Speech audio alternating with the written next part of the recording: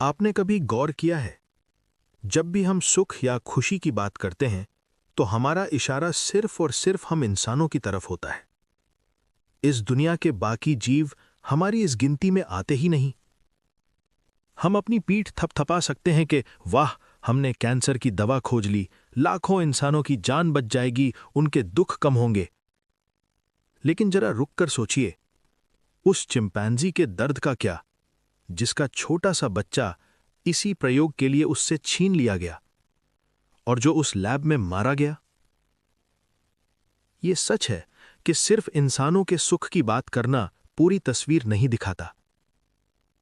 लेकिन क्योंकि इस वक्त ये वीडियो आप और हम यानी इंसान ही देख रहे हैं, इसलिए आज की इस बातचीत को हम खुद तक ही सीमित रखेंगे, ताकि आज जो बातें हम यहां करें उन्हें हम सीधे अपनी जिंदगी से जोड़कर देख सकें।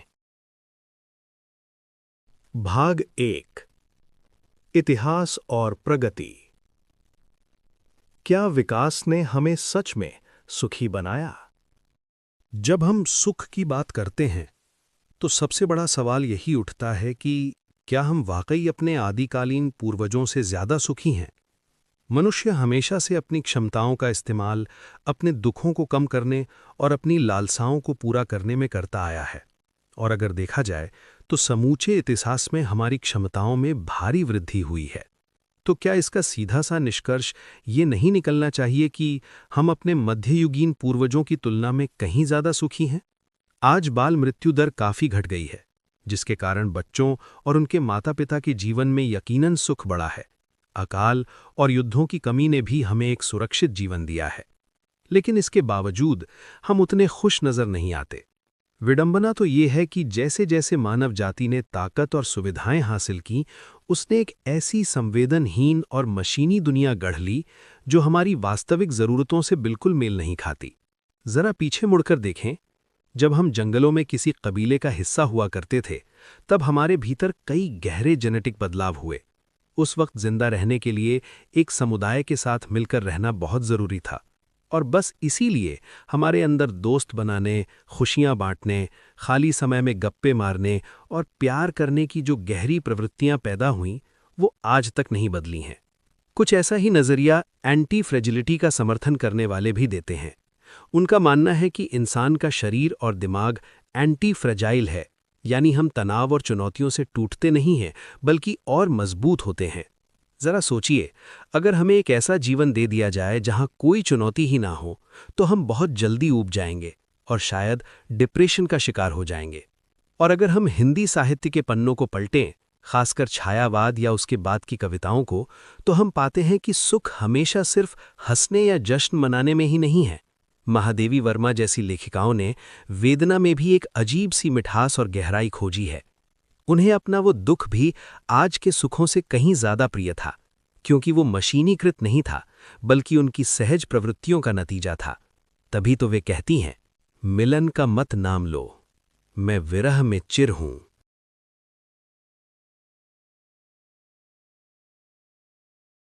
भाग 2, पूंजीवाद और उपभोक्तावाद, भ्रम और अकेलापन। पूंजीवाद एक ऐसा नजरिया है जिसे समझने के लिए आपको गहरे चिंतन की आवश्यकता नहीं है।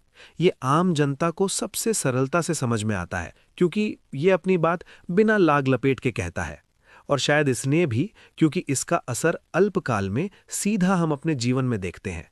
तो ये सोच क्या कहती है? उनका सीधा सा फंडा है, भाई पैसे से हर खुशी खरीदी जा सकती है। और गौर किया जाए तो आज के दौर में दुखी वही है जिसके पास अपनी मर्जी की जिंदगी जीने के लिए बैंक बैलेंस नहीं है।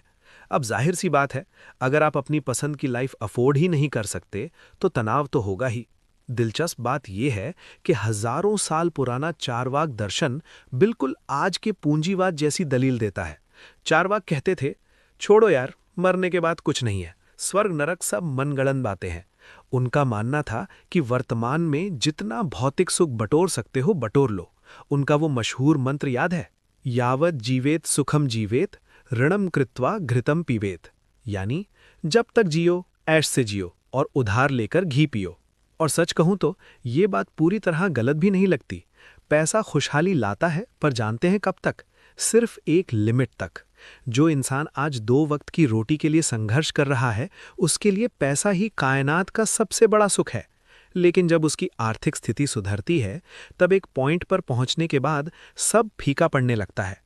फिर चाहे आप कितनी भी महंगी गाड़ी ले लो, किसी आलीशान विला में रहो या दुनिया की सबसे महंगी वाइन पियो, कुछ ही वक्त बाद ये सब आपको बहुत नॉर्मल लगने लगेगा। एक छोटा सा उदाहरण लेते हैं। मान लीजिए आपकी कलाई पर सैमसंग गैलेक्सी वॉच 7 बंधी है।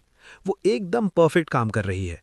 तभी मार्केट में वॉच 8 आती है और आप दौड़कर उसे खरीद लाते हैं।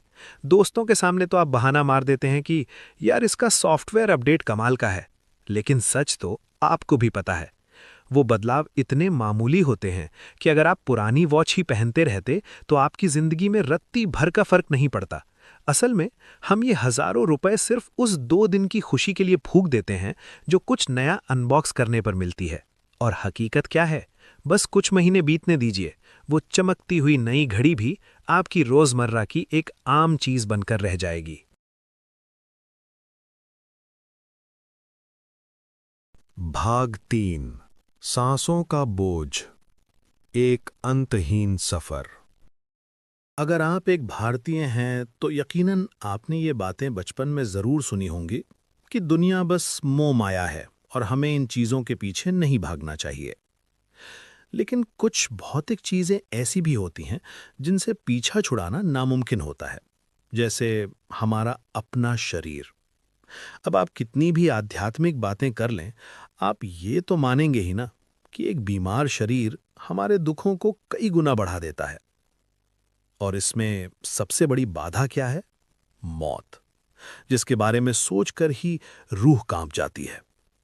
कभी कभी लगता है ना कि अगर मौत होती ही नहीं तो हम यकीनन कितने खुश होते।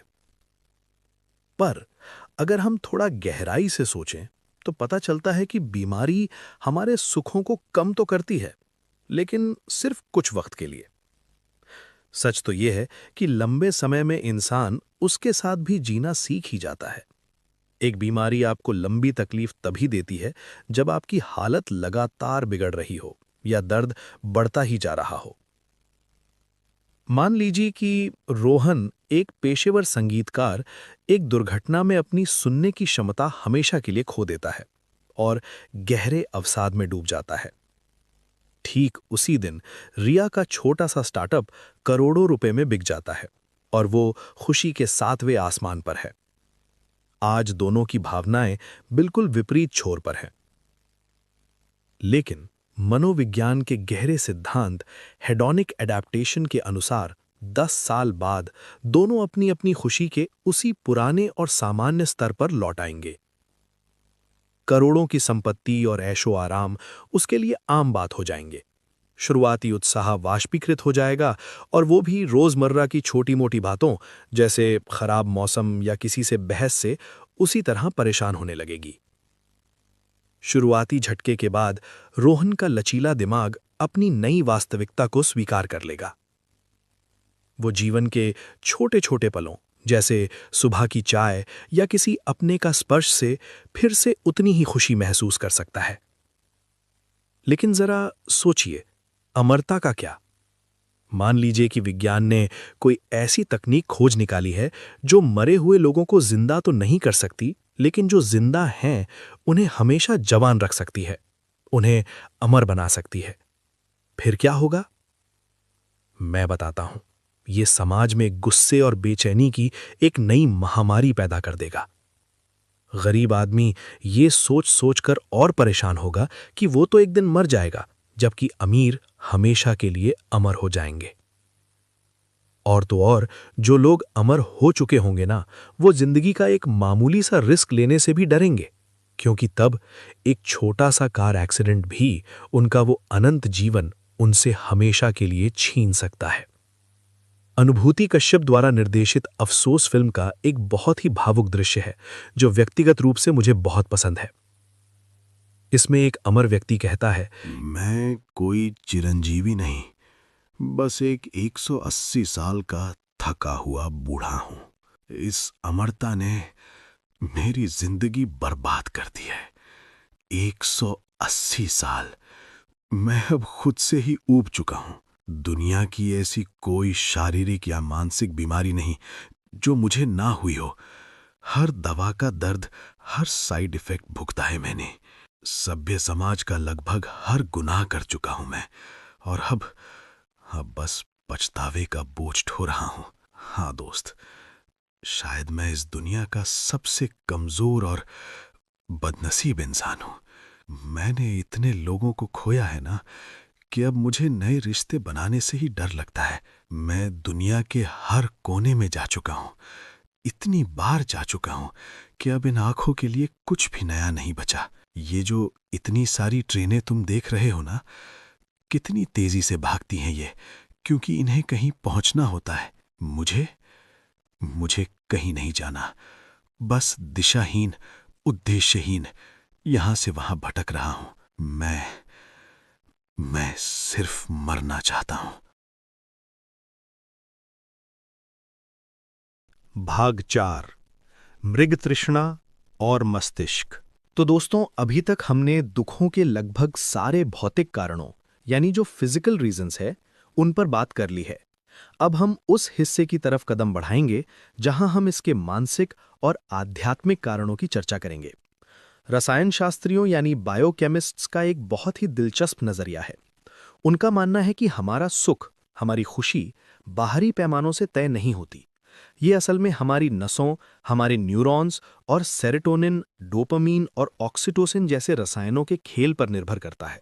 और हाँ, हर इंसान के शरीर में इन रसायनों के निकलने की मात्रा अलग-अलग होती है। चलिए इसे गहराई से समझने के लिए 1 से 10 तक के एक स्केल का सहारा लेते हैं। मान लीजिए 1 का मतलब है सबसे भयंकर दुख और 10 का मतलब है चरम सुख। अब फर्ज कीजिए एक व्यक्ति की दिमागी बनावट जन्म से ही कुछ ऐसी है कि जब वो सबसे ज्यादा दुखी होता है तो उसका कांटा गिरकर 6 पर आता है, और खुश होता है तो 10 पर पहुंच जाता है। औसतन वो 8 पर ही टिका रहता है। ऐसा इंसान आपको हमेशा खुश मिजाज मिलेगा। हो सकता है वो सिर्फ यूपीआई ऐप में 20 रुपए का कैशबैक पाकर ही खुशी से नाचने लगे। वहीं दूसरी तरफ एक ऐसा व्यक्ति है जिसका कांटा 3 और 7 के बीच ही झूलता है और औसतन 5 पर अटका रहता है। ऐसा इंसान अक्सर अवसाद या उदासी में डूबा रह सकता है, भले ही वो कौन बनेगा करोड़पति में 7 करोड़ रुपए ही क्यों न जीत ले। अब सवाल है कि ये रसायन निकलते क्यों हैं? इसके कई कारण हो सकते हैं, लेकिन जो थ्योरी मुझे सबसे ज्यादा चौंकाती है वो है यौन सुख यानी सेक्सुअल प्लेजर की थ्योरी। इवोल्यूशन यानी विकास प्रक्रिया ने प्रजनन के साथ एक तीव्र आनंद को इसलिए जोड़ा ताकि भारी मात्रा में डोपामीन और ऑक्सीटोसिन रिलीज हों। इसका सीधा सा मकसद ये था कि इंसान अपने जीन आगे बढ़ाने के सबसे जरूरी काम को भूल ना जाए। लेकिन प्रकृति बहुत चालाक है। उसने ये भी तय किया कि ये उत्तेजना बहुत जल्दी ठंडी पड़ जाए। जरा सोचिए, अगर ये उत्तेजना हमेशा एक जैसी बनी रहती तो जीव खाना पीना भूल जाते और भूख से ही मर जाते। कुछ लोगों का मानना है कि शायद यही कारण है कि शादी इंसान को ज्यादा सुखी बनाती है, लेकिन मेरी निजी राय यहां थोड़ी अलग है। ये बात बिल्कुल सही है कि विवाहित लोग अक्सर ज्यादा सुखी दिखाई देते हैं, लेकिन इसका मतलब ये नहीं कि विवाह सुख पैदा करता है। ज्यादा मुमकिन तो ये है कि सुख ही विवाह का कारण हो। देखिए, एक खुशहाल और संतुष्ट इंसान के साथ जिंदगी बिताना बहुत आसान होता है, इसलिए खुश रहने वाले लोगों की शादी होने की संभावना ज्यादा होती है और उनका तलाक होने की गुंजाइश बहुत कम।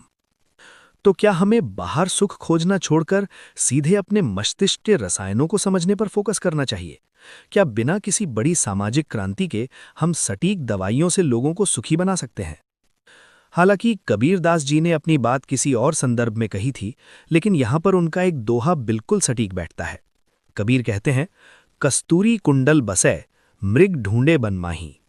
यानी जिस तरह एक हिरन कस्तूरी की खुशबू से पागल होकर उसे पूरे जंगल में खोजता फिरता है, जबकि वो महक उसकी अपनी नाभि से ही आ रही होती है, ठीक वैसे ही इंसान भी सुख को इस बाहरी दुनिया में खोजता रहता है, जबकि सुख का असली स्रोत तो उसके खुद के भीतर ही मौजूद है। भाग 5 सुख का भ्रम। वहीं भारत से लगभग 6,800 किलोमीटर दूर जर्मनी में आज से 154 वर्ष पहले महान दार्शनिक नीत्शे कुछ और ही बात कह रहे थे। वो कहते हैं कि एक अर्थपूर्ण जीवन ही हमें सुखी बनाता है। नीत्शे का मानना था कि अगर आपके पास जीने का एक कारण वाय मौजूद है तो आप जीने के किसी भी तरीके या कष्ट हाव को सह सकते हैं। एक अर्थपूर्ण जीवन भयंकर मुसीबतों में भी आपको संतोष देता है, जबकि अगर जीवन अर्थहीन है तो सारी सुख सुविधाओं के बावजूद वो एक भयानक अग्नि परीक्षा बन जाता है। मध्ययुग के लोग शायद इसलिए ज्यादा सुखी थे क्योंकि वे मरने के बाद के जीवन आफ्टर लाइफ के सामूहिक भ्रम में अपने जीवन का अर्थ ढूंढ लेते थे। और सच कहें तो आज का हमारा सेक्युलर या वैज्ञानिक दृष्टिकोण भी उससे कुछ खास अलग नहीं है। भले ही आज हम ये मानते हों कि मानव जीवन एक अंधी विकास प्रक्रिया का नतीजा है जिसका कोई पूर्व निर्धारित लक्ष्य नहीं है, फिर भी एक वैज्ञानिक ज्ञान बढ़ाने में, एक सैनिक अपनी मातृभूमि की रक्षा में और एक एंटरप्रेन्योर अपनी कंपनी खड़ी करने में जो अर्थ खोजता है वो उस मध्ययुगीन पारलौकिक भ्रम से कम नहीं है। इस बात पर नोबेल पुरस्कार विजेता डैनियल कानमान ने एक बहुत ही दिलचस्प अध्ययन किया था जिसके नतीजे सच में अंदर से हिला देने वाले थे। उनके अध्ययन के अनुसार ज्यादातर माँ-बाप बच्चों को अपने सुख का सबसे बड़ा स्रोत मानते हैं, जबकि हकीकत में बच्चों को पालने में उनकी लंगोटियां बदलना, बर्तन मांजना, रात रात भर जागना और उनकी चीख पुकार सहना शामिल है।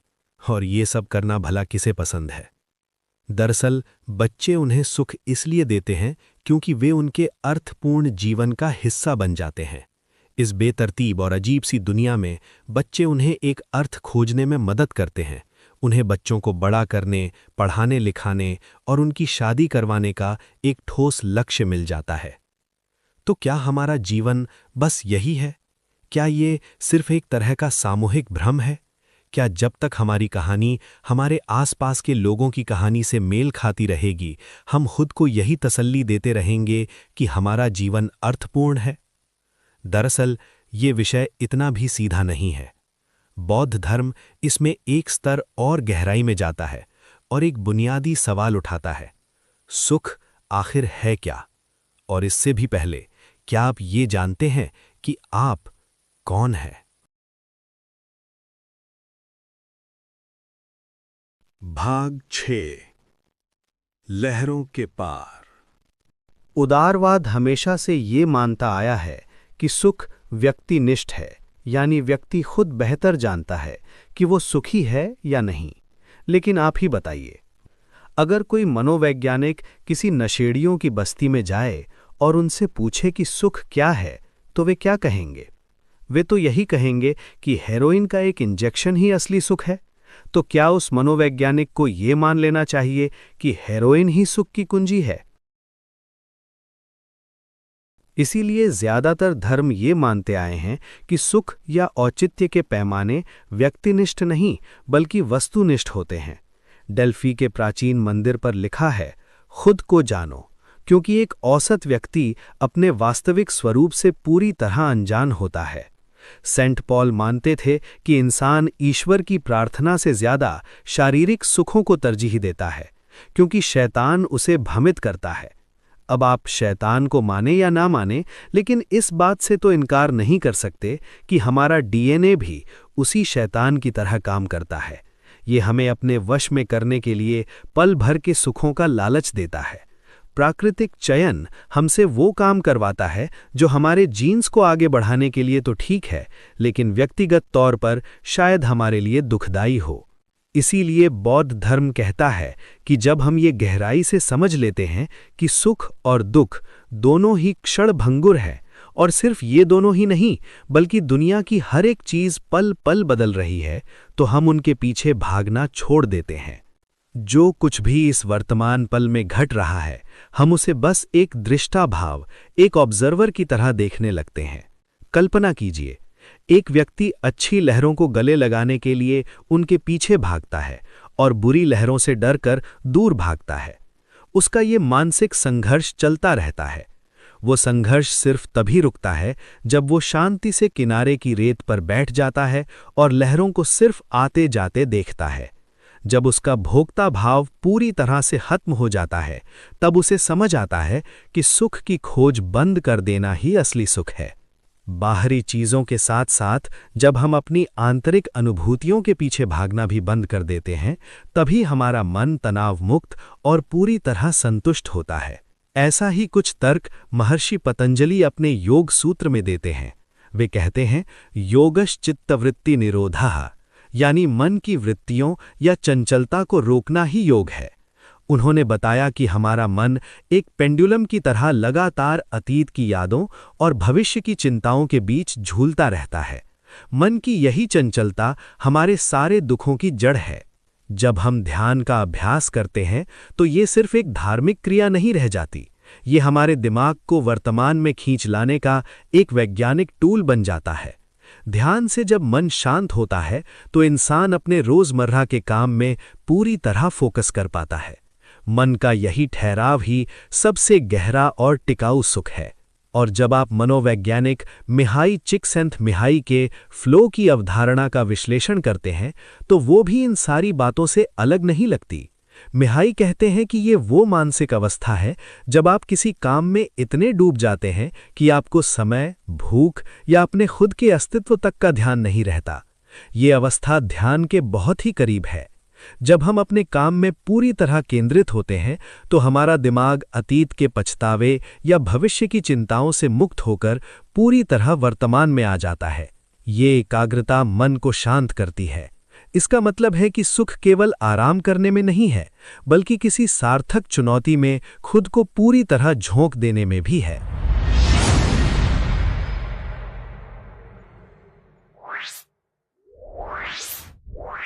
तो हमने सुख की इतनी सारी अवधारणाएं देखीं, लेकिन अब सवाल ये है कि इनमें से सच क्या है? हम किस बात को मानें? देखिए, सुख की इन जटिल अवधारणाओं पर किसी भी सख्त निष्कर्ष को तुरंत अपना लेना और इस बहस को यहीं खत्म कर देना जल्दबाजी होगी। सच तो ये है कि ये बहस तो अभी बस शुरू ही हुई है। हो सकता है इनमें से ही कोई एक कारण बिल्कुल सही हो, या हो सकता है इनके पीछे कोई ऐसा कारण छिपा हो जिसे अब तक खोजा ही न गया हो। ये भी मुमकिन है कि ये सारे ही कारण थोड़ा थोड़ा हमारी जिंदगी को प्रभावित करते हों। आप बिल्कुल आज़ाद हैं अपने पसंद के कारण को मानने के लिए या फिर किसी नए कारण की खोज करने के लिए, क्योंकि सबसे महत्वपूर्ण ये नहीं है कि हम किसी एक नतीजे पर पहुंच जाएं, बल्कि सबसे ज़रूरी ये है कि हम अलग अलग दृष्टिकोणों को समझें और सही सवाल उठाते रहें।